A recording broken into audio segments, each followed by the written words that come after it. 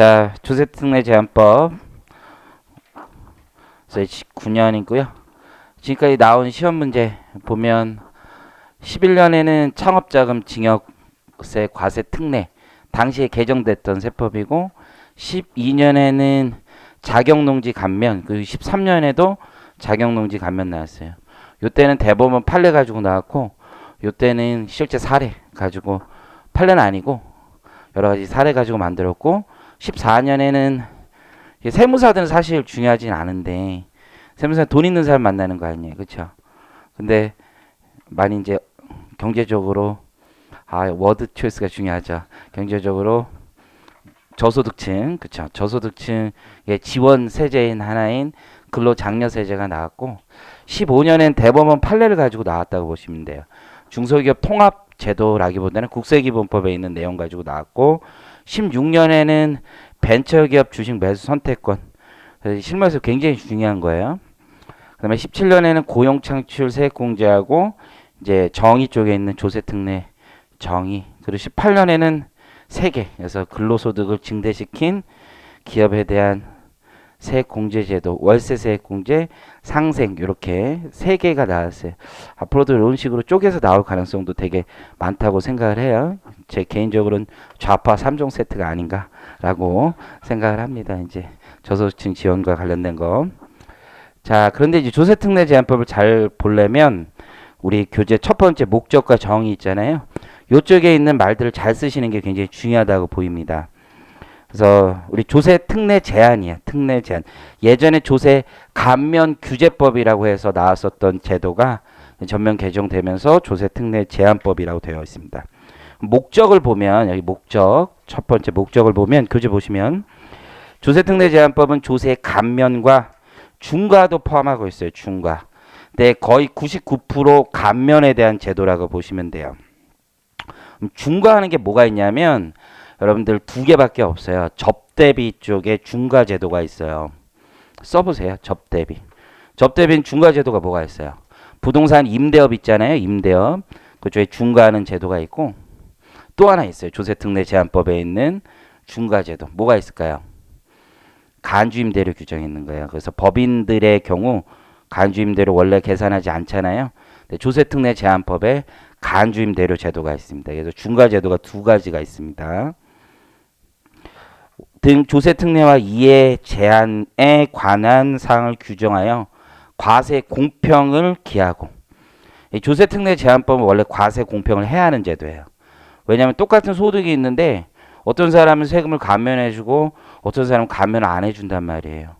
그래서 과세 공평이 굉장히 해로운 제도예요. 그래서 과세 공평을 많이 해침에도 불구하고 어떻게 해준다? 조금 좋게 만들어주는 제도들이 있어요. 그 대표적인 게 과세 공평이라는 게 정책적 목적으로 형평하지 않게 만드는 거거든. 근데 과세 공평을 위해서 우리는 가지고 있는 제도가 대표적인 게 최저한세. 최저한세. 그래서 조세특례 제한법에서 최저한세 얘기 하나 하면 과세 공평을 위해서 있는 거예요. 최소한 국민으로서 이만큼은 내라는 거죠. 깎아줘도 적당히 깎아줘야지. 쟤는 한 푼도 안 내고 나는 다 내고 너무 억울하잖아요. 그렇죠? 그래서 조금 내라 라는 의미로 가지고 있는 게 최저한세예요. 최소한의 세금은 내라. 그리고 각종 중복 적용 배제가 있어요.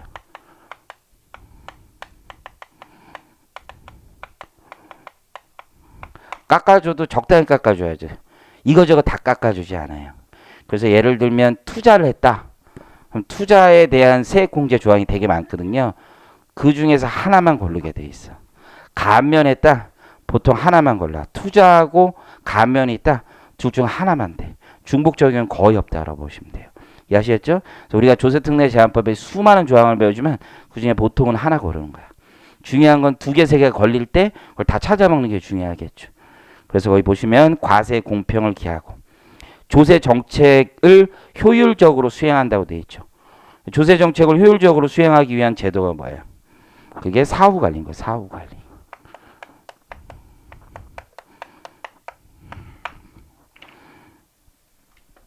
수행함으로써 국민경제의 건전한 발전에 이바지함을 목적으로 한다. 지금 쓴 말들을 잘 쓰셔야 돼. 그래서 해당 제도에서 특히 뭐 사후관리가 나오면 어떻게 쓰시는 게 좋은 거야? 조세 정책을 효율적으로 수행한다. 그죠? 투자하라고 했어요. 근데 얘가 투자는 하고 다음 달에 팔아먹어. 그러면 원칙에 맞지 않는 거죠. 그래서 사후관리 같은 게 조세 정책을 효율적으로 수행하기 위한 제도이다라고 되어 있습니다. 조세 특례 개념 이미 시험에 한번 나왔고 용어의 정의에서도 나온 건데요. 조세 특례 제한법 전면 개정할 때 우리가 조세 특례 용어를 법률에 정의를 했어요. 특례가 뭔지. 그럼 특례 개념에서는 거기 중과세를 포함하는 개념이다라는 게 전에 이제 시험 문제 나왔을 때 가장 중요한 포인트였을 것 같고요. 자, 조세 지출의 개념 있죠? 중요한 거예요. 조세 지출. 자, 한번 보죠.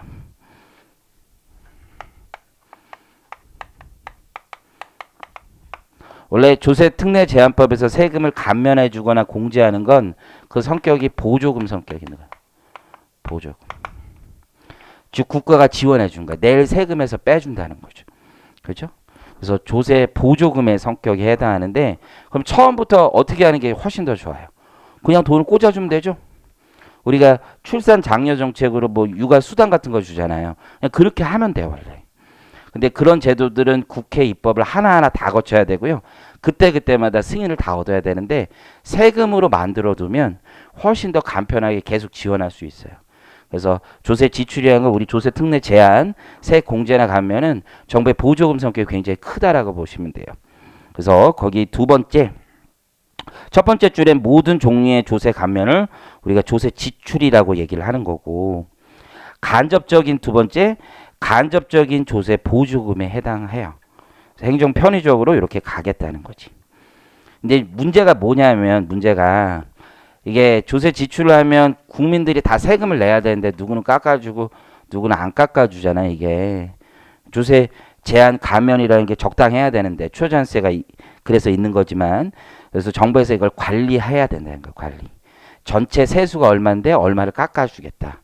그래서 우리 나온 제도가 거기 보시면 거기 조세 지출 예산서라고 돼 있죠. 별표 치시고 아주 중요한 거 조세 지출 예산서. 그래서 조세 지출 예산서는 어떻게 되어 있는 거냐면 3개년치를 작성하는 거예요. 3개년치. 그래서 전기, 단기, 차기 이런 식으로. 어떤 세액 공제나 감면이 있으면 어떤 효과가 있는지. 그래서 거기 한번 읽어보면 기획재정부 장관은 조세 감면, 비과세, 소득공제, 세액공제, 우대세율 적용 또는 과세 이연 등 조세 특례에 따른 재정 지원. 그게 아까 조세 지출이잖아요. 직전 연도 실적 그리고 해당 연도 다음 연도 추정액을 자 거기 밑줄 그어보세요. 기능별 세목별로 분석을 한 조세 지출 예산서. 그래서 조세 지출 예산서에 대해서 써라. 5점 정도 나오면 요 내용을 쓰시면 되는 거예요. 가장 키워드는 파란색 안 돼 있지만 기능별인 거예요. 기능별. 기능별로 어떠한 효과가 있는지. 세금을 깎아주는데 조세 정책이 있을 거 아니에요. 깎아주는데 그 이유가 있어야 된다고. 이 기능이라는 게 순기능, 역기능 뭐 이런 게 있을 거 아니에요. 순기능이 주된 기능이라고 보시면 되고. 그러면 여러분이 여기서 뽑아낼 단어들이 되게 많아요. 어떤 기능이 있어요? 조세 정책에 있어서 조세를 깎아주는데 기능이 있을 거 아니에요. 그런 기능을 잘 쓰는 게 중요하지. 첫 번째 생각할 수 있는 거 아무거나 생각해봐요. 과세 공평? 그런 거 아닌데? 조세 정책의 기능 진짜. 세금을 깎아주는데 이유가 있어요. 그래서 고용 증대 기능 뭐 이런 거 있는 거야. 생각나는 대로 막 써볼까요? 고용 증대 기능. 국토의 균형 발전. 좋은 말 다 갖다 쓰는 거야.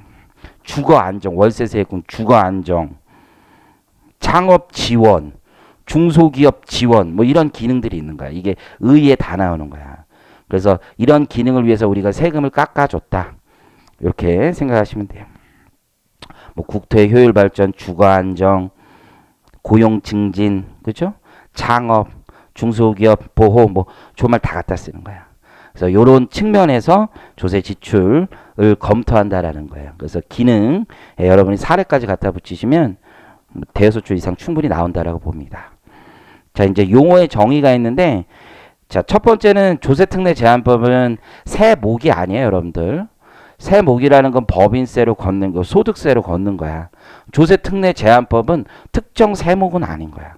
그 세목에 대한 제한과 감면 등을 얘기하는 게 조세특례 제한법이거든요.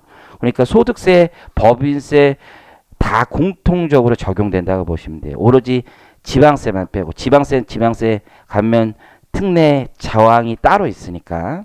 그래서 거기 내국인이라고 하면 보통 소득세법에 따른 거주자뿐만 아니라 법인세법에 따른 내국 법인도 포함할 수밖에 없는 거고, 과세 연도라는 게 소득세법에서는 과세 기간이고 법인세법에서는 사업 연도잖아요.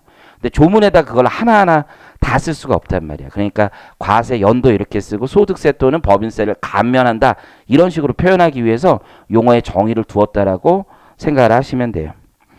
자, 입금이란 과세표준 신고량도 다 마찬가지죠. 소득세법에서는 총수입 금액이라고 얘기하고 법인세법에서 입금이라고 얘기하지만 조특법에서는 그냥 다 입금이라고 표현하겠다는 거예요. 송금도 마찬가지고요. 여섯 번째 정의가 그 조세 특례가 있는 거, 조세 특례. 그렇죠? 이미 시험에 나온 거고, 수도권이라는 얘기가 있고 수도권 과밀 억제 권역이라는 말이 있잖아요. 자, 이걸 먼저 한번 볼게요. 그러면 용어의 정의에 있어 수도권이라는 말과 수도권 과밀 억제 권역이라는 말이 분리가 돼 있어요. 우리가 여기 여러분들 다음 페이지 보시면 지도 있어요. 지도. 그렇죠? 수도권은 여기 경기도가 다 수도권이라고 보시면 돼요. 경기도가 싹 다 수도권이에요. 그 중에서 어디가 문제냐면 수도권 과밀 억제 권역이라는 곳이 정부에서 규제 대상으로 가장 크게 보는 거예요. 그래서 여기 보니까 어디예요? 서울. 그렇죠? 고양, 의정부시, 구리, 하남, 성남, 과천, 의왕, 안양, 군포, 수원, 시흥, 광명, 부천, 인천광역시까지 요 정도 들어와야 과밀 억제 권역이에요. 그래서 요 지역에 사실 아는 분들은 규제 대상이 아니야 보통. 근데 이제 성장 관리 권역이라고 해서 계속 발전되고 있는 곳이 있고 한강 수질 보호를 위한 자연 보전 권역이 있어요. 그래서 여기가 주로 문제가 되는 거야. 그래서 어떤 경우에는 수도권을 규제 대상으로 보고 어떤 경우엔 수도권 과밀 억제 권역을 규제 대상으로 봐요. 이것까지 외울 필요는 없어. 그냥 자연 보존 권역, 성장 관리 권역까지 외울 필요는 없고, 여러분이 만약에 이 지역까지 외우겠다, 이 도라에 그럴 필요 없어요. 대충 보면 느낌이 오잖아. 그래서 수도권 과밀 억제 권역에 어마어마한 규제를 하고 있다라고 보시면 돼요. 그래서 원칙적으로 창업을 하면 창업 중소기업 감면이 된다고. 그런 것도 기본적으로 수도권 과밀 억제 권역을 대상으로 많이 한단 말이야. 이해하시겠죠? 그래서 일단 그 느낌을 잡으시고 교재 심화학습 잠깐 보시면 과밀 억제 권역이 뭔지 밑줄 같은 거 긋는 거 아니에요. 인구와 산업이 지나치게 집중되었거나 집중될 우려가 있어 이전하거나 정비가 필요한 지역이라고 되어 있죠. 성장 관리 권역과 자연 보존 권역이 있어요. 그럼 위에 표를 보시면 창업 중소기업 세액 감면 원칙적으로는 그 출발이 수도권 과밀 억제 권역 외에서 창업해라 이런 식으로 돼 있었다고. 그렇죠? 수도권과 수도권 외를 구별하는 게 중소기업 특별세액 감면 같은 경우야. 그래서 이게 수도권 과밀 억제 권역과 수도권을 구분해서 지금 규제하고 있다는 정도를 기억하시면 돼요. 그래서 선생님 저거는 그러면 쓸 때 수도권 과밀 억제 권역 수도권 이거 헷갈려서 쓰면 감점이 많은가요? 조금 있죠. 조금. 그래서 너무 어렵게 생각하지 마시고 기본적으로 수도권 과밀 억제 권역을 잘 기억을 하세요. 자, 다시 앞으로 오세요. 자, 우리 조세특례 제한법에서는 어느 업종을 하는지가 굉장히 중요한 거예요. 세금 감면의 대상이 되느냐 안 되느냐의 업종이 굉장히 중요해요. 그래서 한국 표준산업 분류라는 게 있어요. 제가 작년에 강의할 때는 그 웹사이트 다 들어가가지고 다 보여줬는데 올해는 6번 안에 6시간에서 3번 안에 다 끝내야 되기 때문에 제 속마음이 있는 거 아닙니다. 오해하지 마시고요. 어쨌든 간에 그 안에 끝내야 되기 때문에 자세히는 못 보여드리지만 통계청 들어가서 여러분이 사이트를 검색하면 다 나와 다. 그래서 표준산업 분류라는 게 있다고. 세무사 같은 경우에는 전문 기술 사업 서비스 뭐 이렇게 딱 나온다고. 세무사업을 치면 그런 업종에 따라 혜택이 어마어마하게 달라요. 예를 들면 창업을 했어. 아니면 중소기업으로서 특별세액 감면을 받고 싶어. 그러면 모든 중소기업이 특별세액 감면 대상도 아니고 창업했다고 무조건 특별세액 감면 대상이 아니야. 업종이 제한적으로 열거가 돼 있단 말이에요. 그 업종에 들어가야 되는 거야. 근데 한국 표준산업 분류가 지금까지 10차 이상의 개정을 거치면서 매번 개정이 돼. 한 5년마다 개정이 돼. 여러분이 일할 때 꼭 찾아봐야 돼요. 이 표준산업 분류를. 혹시 잘 모르면 전화하면 그렇게 친절해. 그렇게 잘 가르쳐줘. 뭐 이분들은 공무원은 아닌데 공무원보다 더 친절한 분들 같아. 전화해서 물어보면 어마무시하게 잘 가르쳐줘. 진짜. 그래서 자기가 검색하고 모르면 전화를 하세요. 그 관리하는 데다. 그러면 그렇게 잘 가르쳐줘. 근데 그렇게 잘 틀려. 잘 틀리는 게 유일한 문제인데 맞아. 웬만하면 맞아 또 어쨌든. 그래서 그 분류를 여러분이 잘 기억을 해야 돼. 그래서 R&D 세액공제부터 해서 어마어마하게 이 업종이 되게 중요해요. 실제. 근데 문제는 뭐냐면 내가 그 업종에 해당되다가 빠질 수도 있고 이제 업종에 해당하지 않다가 들어올 수도 있겠죠. 그랬을 때 조세 특례를 어떻게 적용해야 되느냐에 문제가 있다고. 사람은 다 기득권이라는 게 있고 기대치라는 게 있다고. 이미 적용을 받았는데 이걸 한꺼번에 적용 못 하겠다라고 하면 허탈한단 말이에요. 어떤 자신의 예상과는 다르게 이게 상황이 돌아가니까. 그래서 우리 법에는 뭐라고 표현되어 있느냐 한번 보면 업종 분류는 조세특례 제한법에 특별한 규정이 있는 경우를 제외하고는 통계청이 고시하는 한국표준산업 분류에 따르도록 되어 있어요. 다만 한국표준산업 분류가 변경되어서 조세특례 제한법에 따른 조세특례를 적용받지 못하게 되는 업종에 대해서는 한국표준산업 분류가 변경된 과세연도와 그 다음 과세연도까지는 변경 전 한국표준산업 분류에 따른 업종에 따라 조세특례를 적용한다 이렇게 돼 있죠. 그럼 한번 생각을 해볼게요. 예를 들어서 소기업 같은 경우 우리 법에는 소기업의 기준이 있어. 소기업이 예를 들어서 매출 얼마까지 소기업이다 이렇게 딱 정해져 있거든. 근데 매출 50억까지 너 소기업이다. 중소기업이라는 건 중기업과 소기업이 합쳐진 단어. 영어로 small and medium size company 이런다고. 그러면 우리가 A라는 업종과 B라는 업종이 있는데 A라는 업종은 50억을 기준으로 해요. 근데 B라는 업종은 100억을 기준으로 할 수도 있잖아. B라는 업종은.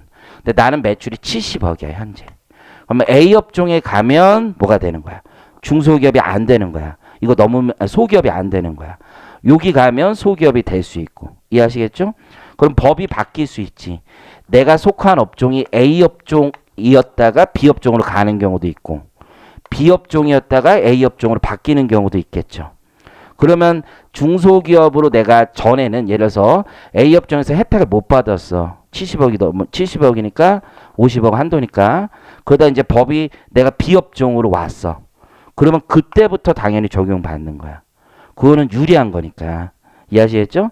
내가 B 업종에 속하다가 표준산업 분류가 바뀌어서 이제 A 업종으로 도망가고 있어요. 이해하시겠죠? 그럼 나는 이제 중소기업에 해당되지 않죠? 하지만 언제까지는 거기 보시는 것처럼 그 과세 연도까지와 다음 과세 연도 2년치는 가능하다 이거야. 이해하시겠죠? 거기 옆에 1+1 써놓으세요. 그래서 여러분들 잘 기억이 안 나면 1+1이야. 그래서 바뀔 때는 그 해하고 다음 해까지는 된다 이거야.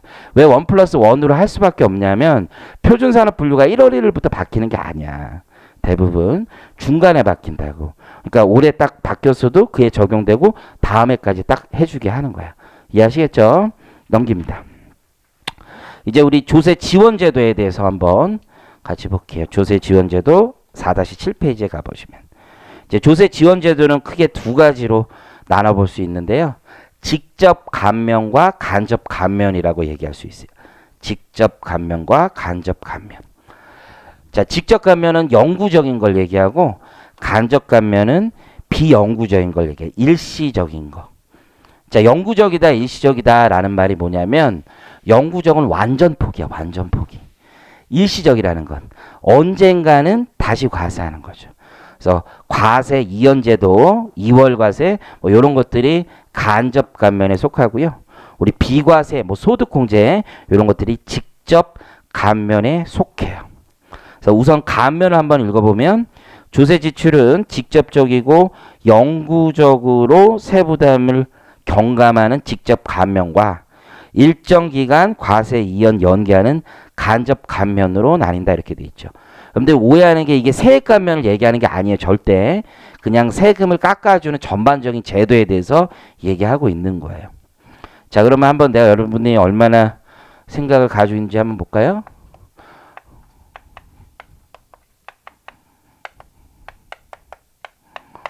근로소득에 포함하지 않는다라는 걸 소득세법에서 배우잖아요. 그렇죠? 이 감면이라는 게 조세특례 제한법에만 있는 건 아니야. 개별세법에도 얼마든지 있겠죠. 그렇죠? 그래서 조세지출 예산서 보면 조특법에 있는 감면만 설명하는 게 아니라 개별세법에 있는 감면도 어마무시하게 설명을 해. 이해하시겠죠? 그래서 거기 우리 소득공제에 있는 것들 다 넣고 뭐 기부금 뭐 이런 거 싹 다 넣는다고 보시면 돼.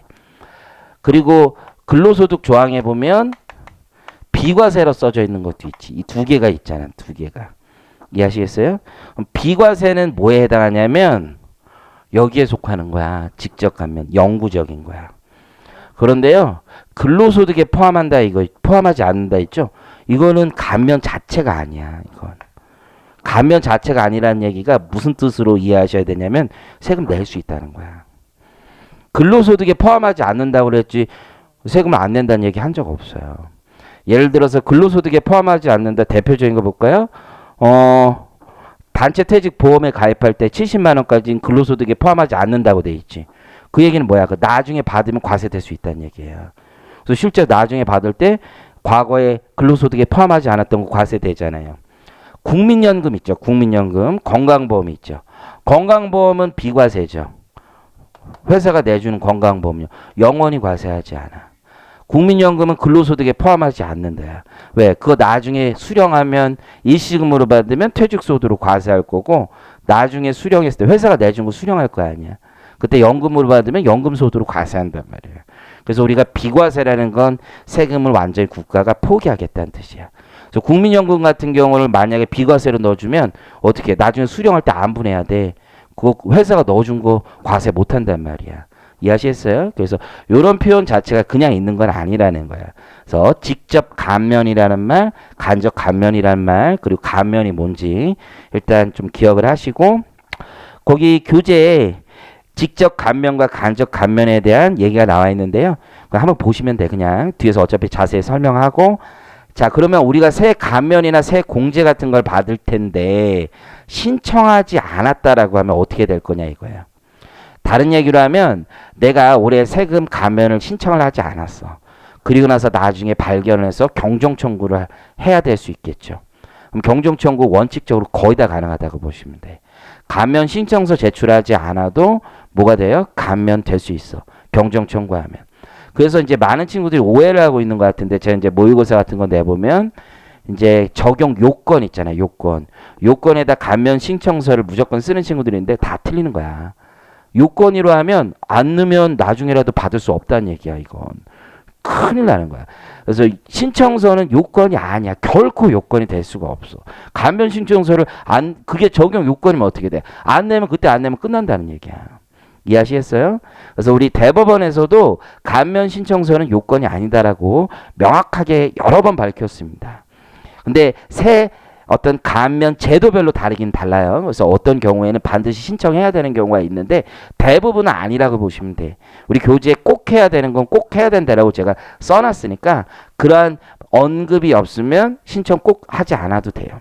자, 거기 두 번째 한번 볼게요. 감면은 거기 신청이 없는 경우에는 감면을 적용하지 않는 것과 단순히 감면 신청하도록 하고 있는 것으로 나뉩니다. 두 개로. 그리고 1의 경우에는 신청 자체를 감면 요건으로 볼 수도 있지만 2의 경우에는 감면 요건이 아니므로 감면 신청서 그때 제출하지 않아라도 나중에라도 제출하면 감면 받을 수 있는 거예요. 자, 그럼 그 대법원 판례 나와 있는 걸 보면 세 감면이나 공제 신청은 그 규정 방식에 비추어 납세 의무자로 하여금 감면 신청에 필요한 서류를 제출하도록 하는 협력 의무를 부과한 것에 불과한 것이다. 이때 협력 의무라는 건 두 가지가 있어. 그냥 넓은 의미에서의 협력 의무, 진짜 협력 의무, 신고 등의 협력 의무가 있지만 단순 협력 의무라는 게 있어요. 이런 것도 거의 단순 협력 의무에 불과한 거야. 유사한 판례로 도시개발 구역 안의 토지를 지정된 사업자에게 양도를 하면 양도소득세를 감면해줘요. 뒤에서 배웁니다. 공익사업 같은 걸 위해서 누구 특정된 사업 개발자에게 양도하면 세금을 감면해주는 제도가 있다고. 그때 그 감면 신청을 감면 요건으로 하지 않는다라고 판시한 사항도 있어요. 자, 그럼 다음 페이지에 가보면 직접 감면이 나와 있죠. 그래서 직접 감면. 그래서 직접 감면에 첫 번째 나와 있는 게 비과세, 비과세. 그래서 비과세에 거기 첫 번째 나와 있는 거 암기하셔야 돼요. 비과세라는 게 뭐냐? 과세 물건을 과세 대상에서 제외하는 걸 비과세라고 얘기를 해요. 그래서 우리 세법에는 비과세 조항이 상당히 많아요. 주세특례제한법에도 많고 대표적인 게 이자, 배당, 그리고 현실에서 제일 중요한 건 주식 양도차익 비과세야. 주식 양도차익. 그래서 벤처기업 같은 거 투자했다가 대박 터졌어. 한 푼도 안 낼 수 있다 이거죠. 위험사업에 투자하는 어떠한 대가를 주는 거지. 페이버를 국가에서 줘요. 벤처에 투자해라. 그래야지 벤처기업 활성화에 도움이 될 거 아니야. 투자하는 애는 마인드가 어때? 안 될 거라는 생각이 굉장히 많잖아요. 이거 해봐야 되겠어? 근데 이 사람들에게 어마어마한 혜택을 주는 거죠. 첫 번째가 소득공제 해주고, 두 번째가 너 먹어도 세금 안 낸다. 그러면 부자들은 어떤 생각이 있어? 소득공제도 되고 거기다 나중에 먹어도 세금도 안 낸대. 그러면 진짜 하고 싶은 욕구가 생기겠죠? 버리듯이 막 던진다. 그 중에 하나 터지면 되는 거 아니야. 이제 그런 마인드라고. 그래서 이런 게 비과세. 아예 나 포기하겠다라고 되어 있는 거죠. 자, 소득공제 나와 있죠? 소득공제. 자, 여러분들 제가 여기 옆에다 쓴 말 있잖아요. 쓴 말 어디에다 활용해서 쓰시면 되냐면 우리 책 보면 소득공제하고 세감면 사이에 빈 공간이 있잖아요. 하도 여러분 키워드를 잘 못 쓰고 어휘 능력이 딸리고 기본적인 세법의 용어를 익숙하지 않아서 내가 여기다 다 쓴 거야. 쓴 거. 옆에다 써. 옆에다. 제일 중요한 말이야. 그 말 옆에 딱 보면 왠지 또 시각적으로 왠지 그 말은 외우고 싶단 말이야. 남들과 다르게 내가 뭔가 하나 가지고 있는 것 같고 느낌이. 그래서 소득의 역진적인 게 가장 특징이에요. 소득공제는. 이게 박근혜 정부 왔을 때 소득공제로 많이 있던 세금, 소득세 감면 항목들을 세액공제로 많이 바꿨단 말이에요. 천천히 할 테니까 너무 급하게 마음 먹지 말고. 그렇죠? 소득의 역진적이란 말이 지금 중요해.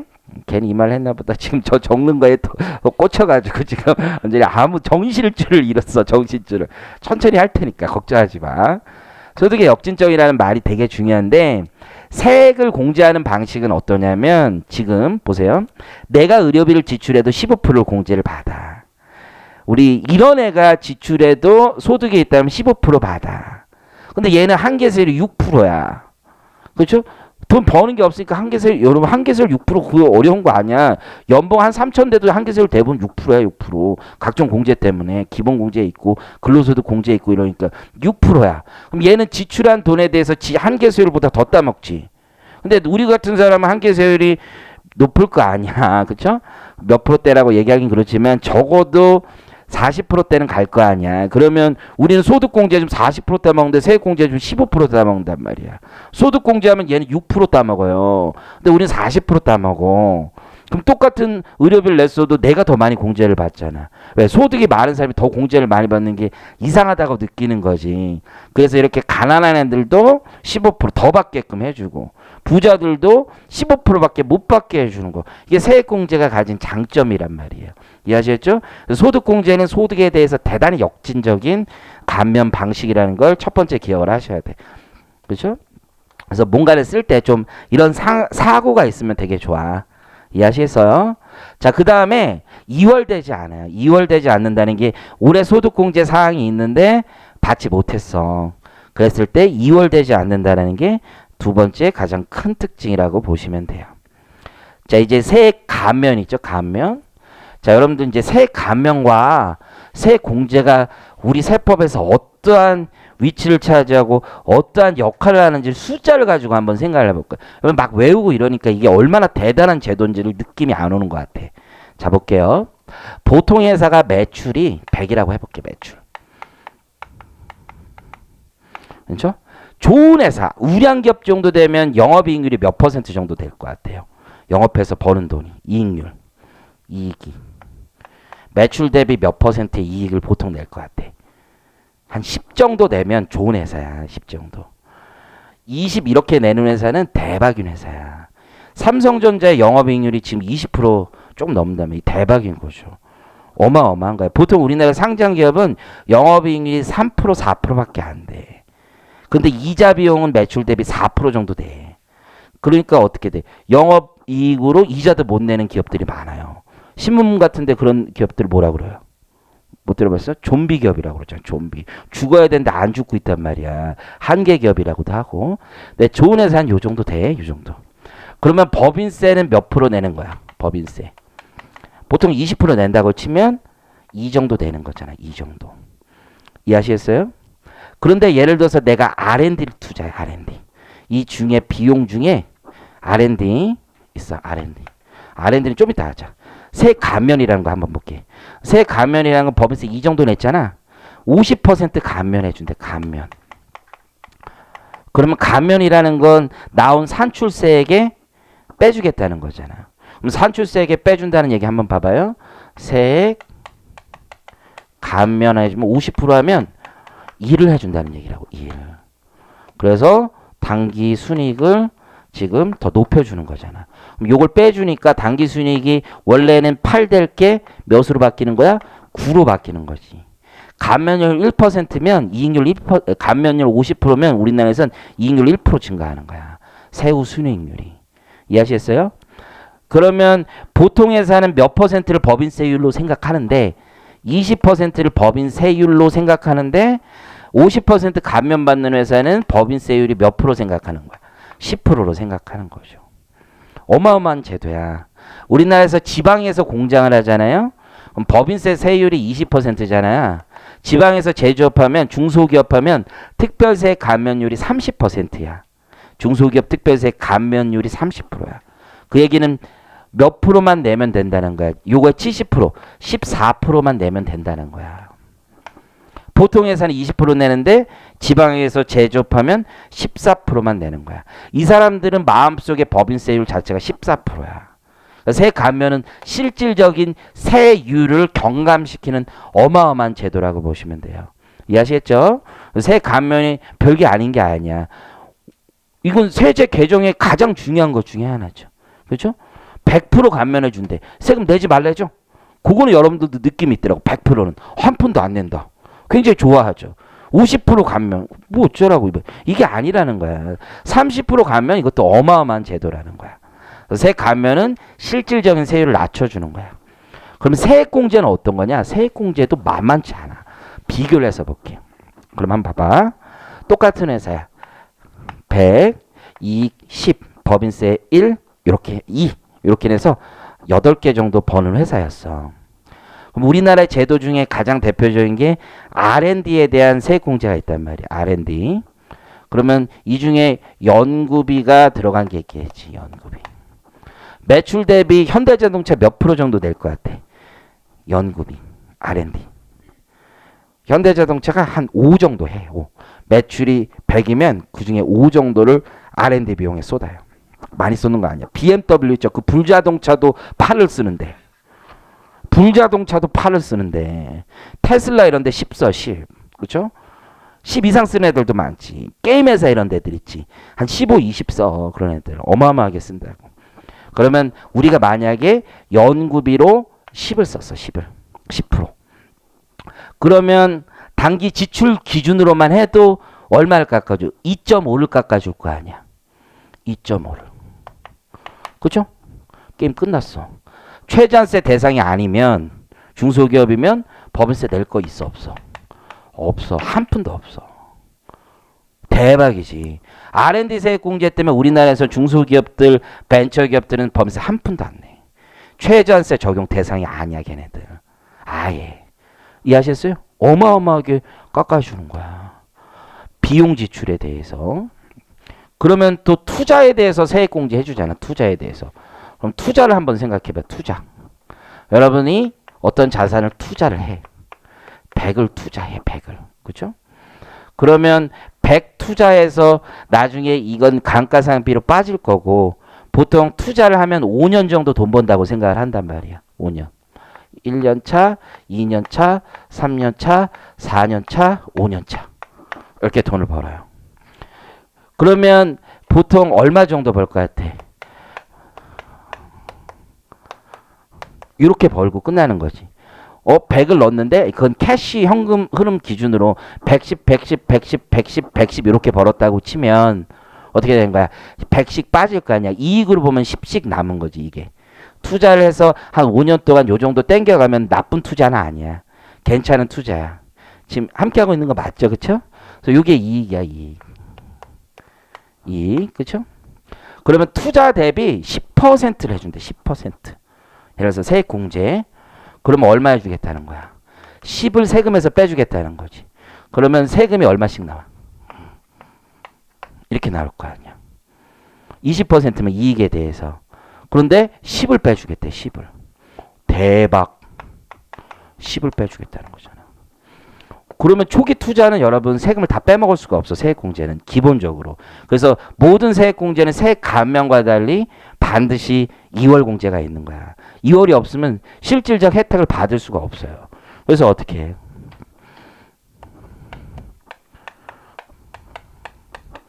다 빼먹는 거야. 투자에 대해서 세액공제 해주면 어마어마한 거야. 이해하셨어요? 법인세 안 내는 거야. 이거 투자에 대해서 세액공제 해주는 게 10%는 대단한 거야. 대신에 너무하지. 그러니까 최저세 두고 있는 거야. 최저세. 우리나라에선 세액공제제도, 세액감면제도가 법인세를 거의 무력화시킬 수 있는 좋은 제도야. 대신 뭐에 걸려서 안 되는 거야? 최저세에 걸려서 안 되는 거야. 근데 유일하게 하나 안 걸리는 게 있잖아요. 중소기업의 R&D 세액공제. 그래서 중소기업들은 우리나라 게임에서 스타트업 하는 애들은 아무도 세금 안 내. nothing. 아무도 안 내. 그게 제일 중요해. 안내비라고 들어봤죠? 넥슨 들어봤죠? 전부 다 초기에 안 내는 거야. 법인세 아예 면제라고 생각하셔도 좋아. R&D 세액공제 때문에. 이게 숫자로 보면 이렇게 쏙쏙쏙 보여요, 여러분들이. 그래서 이게 어마어마한 제도래요. 여러분 배우는 게 주택 보면 25점인데 아씨 공부하기 싫은데 이거 왜 하나. 그게 아니야. 여기 한 놈만 걸려도 나는 사는 거야.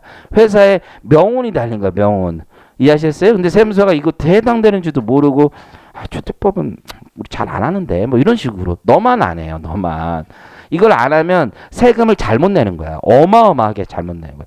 실무 가서도 보면 세액공제나 세액감면 무서워서 못하는 친구들이 되게 많아. 보면 물론 다 뺏기는 거예요. 우리 같은 사람은 그거 받을 수 있는데 뭐 이렇게 얘기하면 사장님 어때? 내가 알고 있는 법인세 세율은 20%인데 어떤 놈이 와서 너는 14%래. 이분은 국회의원 이상인 분이죠?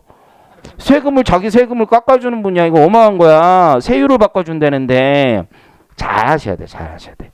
자, 그래서 세액 감면부터 한번 읽어보면 세액 감면은 산출세액의 일정 비율을 납부할 세액에서 제외하는 건데 감면은 아까 봤듯이 단기야 단기. 투자처럼 2월 될 수가 없어요. 기본적으로. 세액 감면은 2월이 되지 않는다. 단순히 외울 게 아니라 이 구조 자체가 2월을 만들어줄 수 없는 구조예요. 번 돈이 2월 되지 않기 때문에. 자, 거기 보시면 세액 감면은 다시 두 가지로 나뉘어요. 이게 기간 감면하고 일반 감면으로 나눠. 기간 감면을 영어로 tax holiday라고 하는데 창업 중소기업 감면 같은 게 대표적이에요. 창업한 후 5년간만. 그래서 특정 기간만 감면해주는 제도들이 있어. 근데 내가 중소기업에 해당하는 한은 계속 감면을 받을 수 있는 게 있어. 그게 일반 감면이야. 기간에 제한이 없는 거. 이해하시겠죠? 대부분의 감면은 기간 감면이에요. 그래서 내가 지방 이전했다 5년 동안 감면. 외국인 투자했다 뭐 5년 동안 감면. 물론 올해부터 이제 외국인 투자에 대한 감면은 폐지됐어요. 안 해도 돼. 해피하죠. 그래서 어쨌든 기간 감면과 일반 감면인데 대부분의 감면은 기간 감면이에요. 왜? 조세 정책 효과를 이루기 위해선 특정 기간만 해야지. 몇 년 동안만. 그죠? 근데 중소기업에 해당하면 일반 감면이야. 중소기업 특별세액 감면이 있다고. 그럼 중소기업 특별세액 감면이 어마무시한 제도라는 걸 느끼겠죠. 30% 깎아주니까 지방에서 공장하면 서울에서 해도요 깎아줘. 대신 중기업은 원칙적으로 안 되고 소기업만 되거든요. 그래서 그런 애들도 10%는 깎아줘. 얘는 법인세율이 18%인 거야. 20%가 아니라. 이해하시겠죠? 자, 세액공제 가봅니다. 세액공제는 투자 금액의 일정 비율을 납부할 세액에서 차감하는 걸 말한다. 그래서 세액공제는 기본적으로 원칙은 투자에 대해서 공제해 주는 거야. 투자에 대해서. 대신에 우리나라는 비용에 대해서도 공제를 해주기 때문에 투자 금액 등이라고 해놨어. 비용. 비용에 대해서 공제해 주는 게 대표적인 게 뭐가 있어? 대표적인 게. 방금 얘기했던 연구인력개발비야. 연구인력 개발비는 투자가 아니야. 근데 비용이지, 비용. 그렇잖아요?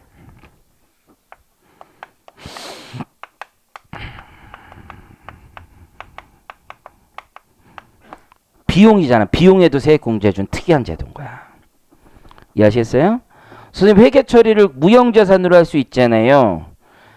성격은 비용인데 자산이라고 구라치는 거 아니니 그게. 개발비라고 말도 안 되는 얘기지. 이미 다 날라간 게 무슨 거기 눈에 뭐가 보이는 게 뭐가 있어. 그거 구라치는 거지 그냥. 이익을 조작하기 위해서. 인컴 스무싱 하기 위해서. 그치? 그래서 이게 대표적인 비용에 대한 세액공제야. 이해하시겠죠? 지원 성격이 굉장히 큰 거지. 그리고 영상 콘텐츠 뭐 이런 거 있어요. 영상 콘텐츠. 이런 것도 비용, 제작 비용 있지. 제작 비용. 이런 거 빼주는 거야. 한류, 지금 또 학교 가 계시네?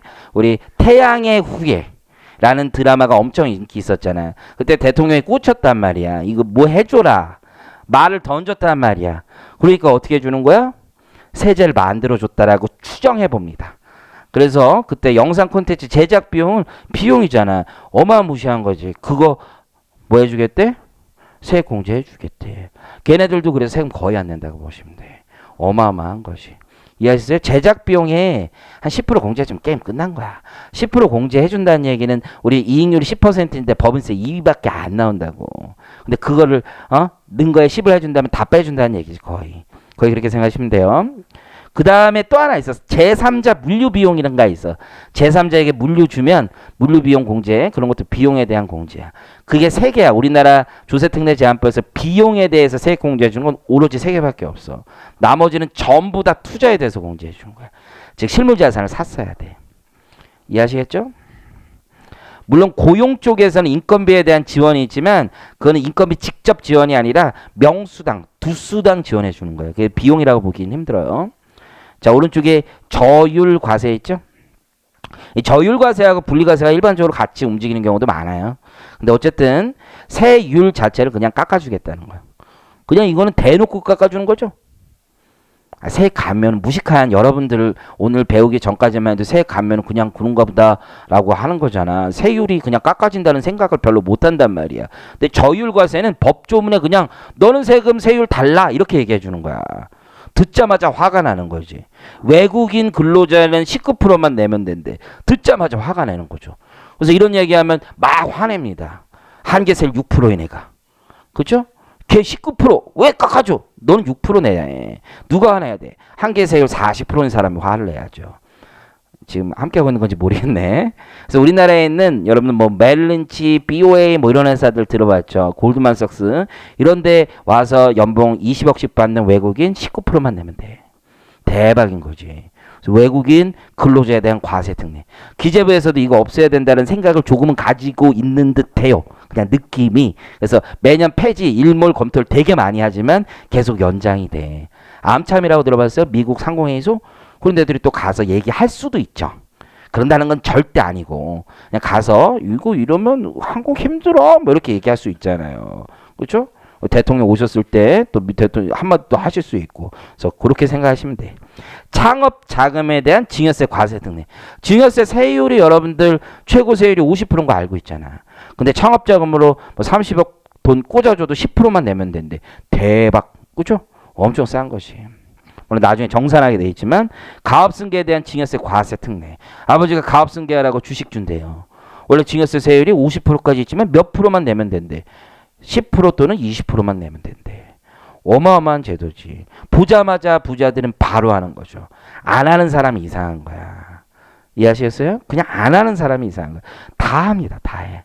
그래서 여러분들 누구 부자 있어, 친구 있어, 친구들 이제부터 이제 공부 좀 했으면 자기가 이제 합격할 거를 생각하고 느낌이 있잖아, 그렇죠?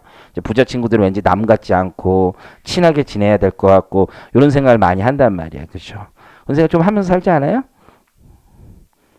부자가 없어요? 뭐 어쨌든 요즘에 그런 말 그런 사람들만 사귄 사람을 쓰는 말 뭐 이기충인가 그렇게 부른다며 어쨌든 아니 말고 보시면.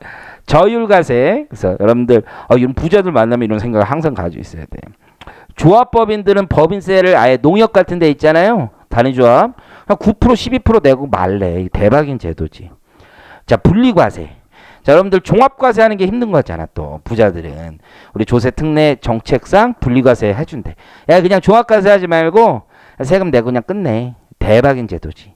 이해하시겠죠? 자, 간접 감면이라는 제도가 있죠. 자, 간접 감면은 뭐 해주는 거야? 영구적으로 깎아주는 게 아니라 일시적으로 깎아주는 게 간접 감면이죠. 첫 번째는 준비금이라는 게 있어. 준비금. 그러면 세법 공부하면서 이제 많이 배우긴 배워. 준비금. 뭔지 모르겠다 이거지. 준비금. 그래서 준비금 보시면 준비금은 잉여금이 제일 중요해. 잉여금을 유보하는 거예요. 잉여금. 회사가 벌은 이익 잉여금이 있잖아요. 그걸 어디에다 쌓아놓는 거야. 사실은 장부 노름에 불과하지. 미처분 이익 잉여금이 있으면 그걸 처분한다는 얘기가 사회로 유출하는 경우도 있지. 배당을 하면. 하지만 내부에 쌓아놓는 경우도 있잖아요. 처분하되 어디에다 적립해 놓을 수가 있잖아. 그렇죠? 그 적립하는 금액을 송금 인정해 주겠다는 거야. 그럼 말도 안 되는 거지. 번 돈에 대해서 지금 세금 안 내겠다는 거잖아. 대신에 언젠가는 세금 낸다 이거지. 준비금. 이해하시겠어요? 그래서 이 준비금 제도는 잉여금과 반드시 같이 가는 거야. 왜냐하면 신고 조정으로 송금 산입을 해줘. 근데 언젠가 입금할 거고 전제 조건이 잉여금을 어디다 쌓아놨을 때, 즉 잉여금을 처분했을 때만 송금으로 인정해주는 제도들이 준비금이야. 준비금. 그래서 충당금과 달라. 충당금은 미래 발생할 비용을 사전에 권리 의무 확정주의에도 불구하고 비용 처리해 놓는 것에 반해서 준비금은 미래 발생 비용과는 별로 관계가 없어. 내가 사용할 걸 전제로 해. 그래서 거기 보시면 이 준비금은 잉여금을 사내 유보하는 방편으로 준비금을 적립했다 라고 하면 송금 산입해줘.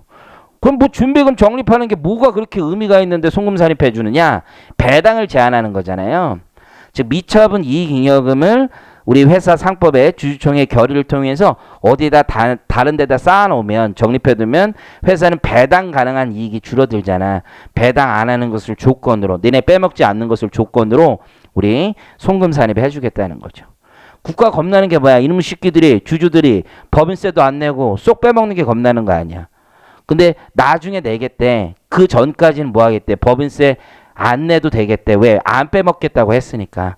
그게 준비금이라고 보시면 돼. 자, 특별상각이라고 되어 있죠.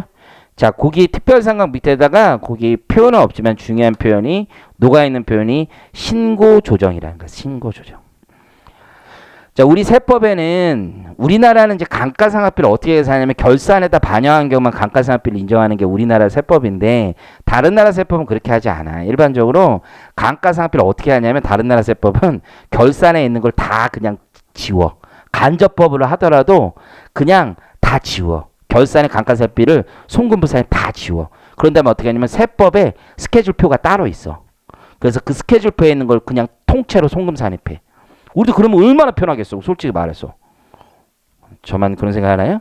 아니 결산에 들르면 결산 조정 사항이니까 그냥 송금 100이 한도야. 그러면 세법 뭐 50만 넣었으면 그걸 그냥 그대로 내버려두겠다는 거죠. 우리나라 세법은 100 넣으면 다 인정해주고. 근데 외국 세법은 그렇게 안 해. 그냥 다 지워. 다 결산에 있는 거. 그리고 그 모디파이 된 게 있어. 수정하는 게 있어. 수정된 스케줄표라는 게 있어서 그냥 그거를 세법상 송금에 싹 다 밀어넣어. 대부분의 국가가 그렇게 많이 해. 이해하시겠어요? 그게 좋은 제도야. 내가 봤을 때. 근데 특별상각이라는 것도 비슷한 거야. 어떻게 하냐면 이 회사가 내용연수가 5년짜리인데 좀 빨리 상각하고 싶대. 그게 나름 니드가 있다고요. 왜냐하면 내가 투자해놓고 그 투자에 대한 비용을 빨리 처리를 해야지 법인세를 적게 낼 거 아니야. 그래야지 그 남는 돈으로 새로운 투자를 할 수 있단 말이야. 즉 투자 촉진에 굉장히 도움이 돼요. 가속상각 제도라는 건. 특별상각은 그래서 가속상각 시켜줘. 대신에 결산에 반영하지 않더라도 해준다는 게 중요해. 왜냐하면 결산에 반영하면 어떻게 돼? 회사의 재무구조가 악화된다고요. 회사의 재무구조가 겉으로 보이는 재무상태가 악화된다고. 이익이 줄어들잖아. 이해하시겠어요? 신고조정이라는 말은 조세특례제한법에서는 재무구조하고 연결지어서 항상 생각하시는 거야. 신고조정은 재무구조는 악화시키지 않고 법인세 부담을 줄여주는 아주 좋은 제도가 되는 거예요. 다시 한번 불러드려. 재무구조는 악화시키지 않고 재무 구조는 악화시키지 않고 법인세 부담을 감소시켜준 거. 세금 부담, 법인세나 소득세를 부담을 감소시켜주는 좋은 제도라고 보시면 돼요. 그래서 법조문은 단순하게 써져 있어요. 감가상각 기간을 단축하거나 추가로 감가상각을 허용한다.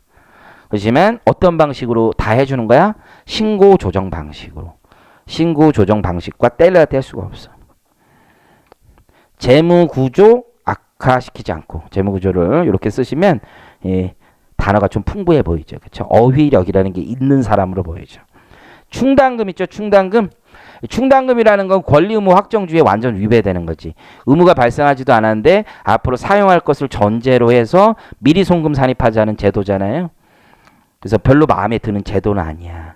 그렇지만 그냥 과세 이연 목적이니까 인정하겠다는 거죠. 근데 처분 이익에 대한 충당금도 있죠. 그래서 우리 압축기장 충당금 같은 거 있잖아요. 처분 이익에 대한 충당금도 있다. 그거 한번 읽어보시면 되고, 지금까지 배운 준비금, 특별상각, 충당금 전부 다 과세 이연 제도에 불과하죠. 분할입금 역시 마찬가지. 나누어서 세금 내겠다는 거죠. 그래서 올해 입금이 100인데 5년 동안 나눠서 20, 20, 20, 20 이렇게 잡겠다는 게 분할입금이라고 보시면 돼. 자, 이제 아주 중요한 말이 있어. 2월 과세와 과세 이연 이 두 가지를 배울 텐데요. 국어사전에 찾아보면 2월이라는 건 옮겨 넘긴다는 뜻이야. 국어사전에 찾아보면. 월. 내 진짜 이런 말장난 너무 싫은데 담을 넘는다는 얘기야. 월. 그 월은 아닌데 어쨌든 담을 넘는다는 뜻이야. 담을. 2월이란 말은 담을 넘는다는 거야. 그리고 과세 이연은 국어사전 찾아보면 이연이란 말이 시일을 차례로 미루어 나간다는 뜻이야. 여러분들 이해를 돕기 위해서 써드린 거야. 그러면 과세 이연과 2월 과세는 차이가 뭐냐면 둘 다 세금 나중에 내도 되는데 2월은 벽을 넘겼어. 어느 벽에서 어느 벽으로? 우리 개인의 벽에서 법인의 벽으로 넘긴 거야. 즉 양도 차익이 발생해. 개인의 양도 차익.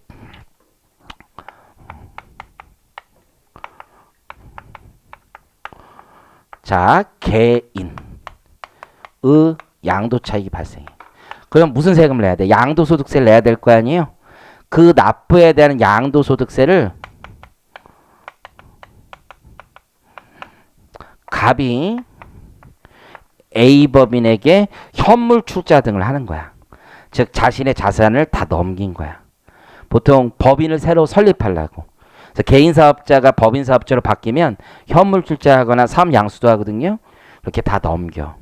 그러면 현물 출자라는 말을 들으면 생각이 우선 나지. 소득세법에서 현물 출자 양도의 일환이잖아. 사실상 유상의 양도가 되죠. 그럼 양도가 됐으니까 이 개인은 양도소득세 납세 의무자란 말이에요. 그런데 어떻게 보면 개인 사업자도 자신이 100% 지분을 가지고 있는 회사의 사업을 포괄적으로 다 영도한다면 어차피 내 거잖아. 어떻게 보면 경영주체의 변경에 불과하단 말이야. 즉 페이퍼 작업만 한 거예요. 그런데 양도소득세를 내래. 그러면 개인 사업자는 법인 사업자로 전환이 안 돼. 예를 들어서 내가 빵집을 하고 있어. 빵집 하고 있다. 이거 사정이 너무 커져가지고 이제 법인으로 만들고 싶어. 개인으로 남아있는 건 세제에서 굉장히 무리가 있어. 왜냐하면 소득세 세율이 40%가 넘기 때문에 개인 사업자로 남아있는 건 굉장히 무리예요. 그래서 병원 의사들이 세상에 제일 싫어하는 게 이 소득세야. 자기들 돈 벌었는데 투자를 해야 돼. 투자를 하는데 일단 40% 내야 돼. 그 느낌이 안 오나? 보통 100억짜리 병원 하잖아. 그러면 대출 100억 받아. 대출 다 받아서 해 그냥. 100억. 그러니까 병원은 공동으로 해 다. 웬만하면. 혼자 하지 않아. 왜냐하면 4명 정도 해야지 1인당 개인 한도 대출이 25억 정도 나오니까 4명이 같이 한단 말이야. 그래서 우리 한 20억 벌었어. 그렇죠? 감가상각 좀 해가지고 20억 벌었어. 그럼 20억 벌어서 뭐 해? 대출 갚죠? 근데 12월 말에 대출 갚았는데 다음에 5월 달에 20억 내려줘? 그럼 대출 10억 다시 받아야 돼. 거의 50% 내니까. 그러면 세금 내면 또 다시 대출 늘어나죠? 그리고 그 다음에 돈 버는데 또 뭐야? 대출 갚으려고 그러는데 이제는 한번 속았으니까 반만 갚아요. 내년에 반 내야 되니까 통장 따로 만들어 놓는단 말이야. 그렇게 계속 롤링해도 돈이 안 모여. 신규 투자하려면 세금 때문에 안 돼요. 이거 어마어마한 이 사람들은 부담이야. 돈을 벌어도 소득세에서는 너무 부담이야. 근데 법인세 쪽으로 도망가면 어때?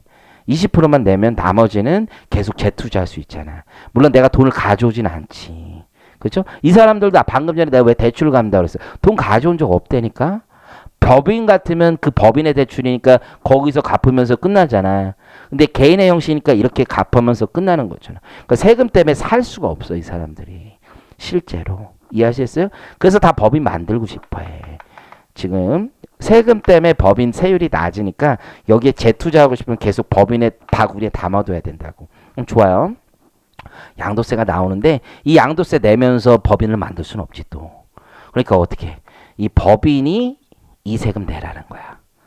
언제? 이 현물출자한 자산을 다시 양도할 때. 양도할 때 세금 내라는 거야. 그러면 갑이라는 사람이 현물출자라는 게 A 건물이라고 해볼게요. 그러면 얘가 그 과세 기간에 A 건물도 양도하고 B 아파트도 양도했어. 그러면 부동산이잖아. 그러면 한 과세 기간에 건물과 아파트 두 개 부동산 하면 같은 세율이 적용되는 자산이잖아요. 그러면 이걸 합산해서 양도세도 여전히 누진과세를 적용하는 거지. 그게 원칙이잖아. 근데 이거 누진과세 하라 그러면 이거 더 힘들잖아. 그래서 어떻게 계산하냐면 이건 제외하고 오로지 이 자산만 양도한다고 가정했을 때 나오는 양도세를 계산해놔. 그렇게 계산해 놓은 다음에 얘한테 넘겨놓는 거야. 그럼 얘가 양도할 때 양도세 내면 돼. 어떤 식으로 내냐면 이렇게 하는 거야. 세무서에 가서 2월과세 신청하는 거야. 신청을 하고 반드시 해야 돼. 이건 나중에 볼 거야. 반드시 해야 되고 왜 반드시 해야 되냐면 개인이라는 갑의 인격과 A법인이라는 인격이 바뀐 거잖아. 그러면 얘가 부담하겠다고 얘기를 하는 거잖아. 얘 의사표시가 반드시 필요한 거지. 그러면 얘는 뭐랑 똑같냐면 개별 소비세 연명하는 거하고 똑같아. 신청서를 한 장에 같이 내. 둘이 도장 찍어가지고. 그래서 같이 한 장에 있어. 그래서 양도인 도장 찍고 양수인 도장 찍어. 이 법인 딱 찍어서 갖다 내는 거예요. 그래서 한 번만 내긴 하는데 둘이 연명해서 신청한다고. 납세무자가 변경이 된단 말이야. 그래서 2월 벽을 넘는다는 건 납세무자 변경이고 납세무자 변경이 된다는 게 2월 과세야. 이해하시겠죠? 2월 과세 핵심들 다 말씀드렸어. 그러면 같이 가보면 2월 과세와 과세 이연은 모두 개인 사업자의 양도 차익에 대한 과세를 늦추기 위한 건 맞는데 2월 과세는 납세무자가 개인 사업자에서 법인으로 변경이 되는 게 특징이에요. 그에 비해서 과세 이연은 이따 배울 거예요. 양도 차익을 대체 취득 자산 취득원가에서 조정하는 것이 뿐이에요. 자, 양도소득 2월 과세 보시면 2월 과세란 개인이 사업용 고정자산 등을 현물 출자 등을 통하여 법인에 양도하는 경우 양도하는 개인에게 소득세법에 따른 양도소득세를 과세하지 않고 그 대신 양수한 법인이 그 사업용 고정자산 등을 양도할 때 법인세로 납부한다. 이해하시겠죠? 그래서 2월 과세 여러분들 공부하는 수준이 그렇지 뭐 2월 과세하고 과세연 말 헷갈리니까 뭐가 뭐지 막 이 정도인데 그렇게 생각 정도는 안 되는 거고 본질은 벽을 넘는 건데 납세 의무자를 쉬프팅하는 거야. 근데 납세 의무자 바꾼다는 건 대단한 거예요. 국세를 환급금에 반대잖아. 채무자를 바꾸는 거야. 국가에서 함부로 허용해줘서는 안 되는 거야. 그렇죠? 개인은 확실하죠. 오히려 법인은 껍데기에 불과하다고. 이걸 법인으로 바꿔주겠다는데 어마어마한 제도지. 이해하셨어요? 함부로 해줄 게 아니야 이건. 그래서 아주 엄격한 거야 이건. 신청서를 반드시 제출하게 돼 있고 승인 내줘야지. 자 거기 보시면 그 사례가 나와 있죠. 개인이 취득가액 1억짜리를 현물 출자할 당시에 시가가 3억이었어. 법인에 넘깁니다. 그러면 시가와 3억과 취득가액 차익 2억이 양도 차익이 되는 거야 개인의. 이해하시겠죠? 그래서 개인은 양도 차익이 발생해서 내야 되는데 과세하진 않아. 이해하시겠죠? 향후에도 개인에게 과세하지 않아. 법인이 내기로 결정했으니까. 법인은 이제 재밌는 게 이게 2월 과세는 과세 이연과 달라. 취득가액은 법인은 3억으로 취득한 거야. 이해하시겠어요? 취득가액이 1억이 아니야. 3억 그대로 취득한 거야. 그리고 나중에 법인이 이걸 6억에 양도하면 법인의 양도 차익은 6억 빼기 3억 해서 그대로 3억이 된다라고 보시면 돼요. 대신 양도세 3억 개인의 경우 3억에서 1억 뺀 거 있잖아. 양도차익 2억에 대해서 나중에 뭐로 납부하는 거? 법인이 법인세로 납부하는 거야. 양도차익 3억 원 거기 나와 있죠. 법인세는 그냥 납부하는 거고 2월 과세 개인의 양도차익 2억 원에 대한 위에 3억 원 뭔지 알겠죠? 6억 빼기 3억이고 양도차익 2억 원에 대한 양도소득세를 계산해서 법인이 납부한다. 다만 아까 얘기했듯이 누진과세 효과도 제거시켜줘야지 현물출자 할 만한 거예요. 누진과세. 그래서 다른 양도자산이 없다고 가정하고 양도소득세를 계산하도록 되어 있는 거예요. 이해하시겠죠? 자, 오른쪽에 양도소득 과세 이연을 보겠습니다. 양도소득 과세 이연은 법인세법에서 비슷한 제도가 보험차익 같은 거라고 보셔도 돼요. 보험차익 같은 거라고. 그래서 이거는 납세 의무자의 변경은 없어. 대신에 내가 어떤 새로운 자산을 취득할 것을 전제로 해서 양도차익을 과세하지 않는 거야. 보험차익도 마찬가지. 보험금을 받았는데 그걸 가지고 새로운 자산을 취득하잖아. 그러니까 그 보험차익에 대해서 과세하지 않는다는 거죠. 그럼 한번 생각해 보면 법인세법에서는 이런 식이죠. 법인세법에서는 내가 5억짜리 자산이 있었어. 5억짜리 구자산이 있었다고. 구자산. 근데 이게 소실되고 내가 10억짜리 보험금을 받아요. 10억 원의 보험금을 받아. 10억 원. 이해하시겠죠? 그래서 나는 5억의 차익이 발생한 거 아니야. 그럼 5억의 차익이 발생했으니까 5억을 세금 내야 되는데 만약에 내가 자산을 8억짜리 신규 취득을 한단 말이야. 8억짜리. 그러면 우리 법인세법은 2억만 세금 내라는 거잖아요. 과세는 2억만 되는 거지. 2억만. 과세는 2억만 되죠. 그래서 요 3억은 뭐를 설정할 수 있어? 일시상각, 충당금 같은 거 설정할 수 있는 거잖아. 그럼 조특법도 마찬가지 비슷한 제도를 가지고 있어. 내가 구자산이 있는데 5억짜리 자산이 있어. 이해하시겠어요? 그런데 내가 이걸 처분하고 새로운 자산을 취득해야 돼. 업종을 변환하거나 신규 사업을 하려고 한다고. 그러니까 세제 지원을 해주는 거야. 옛날 자산을 팔아서 내가 발생시킨 양도차익이 얼마야? 이 자산, 구자산의 양도 금액이 10억이야, 10억. 이해하시겠어요? 10억. 그러면 5억 먹은 거 아니야, 5억. 그래서 5억을 먹었으니까 이 5억에 대해서 원래 과세를 해야 될 거 아니야. 근데 내가 뭐 한대? 새로운 자산을 취득할 거래. 얼마짜리 자산을? 8억짜리 자산을 신규 취득할 거래.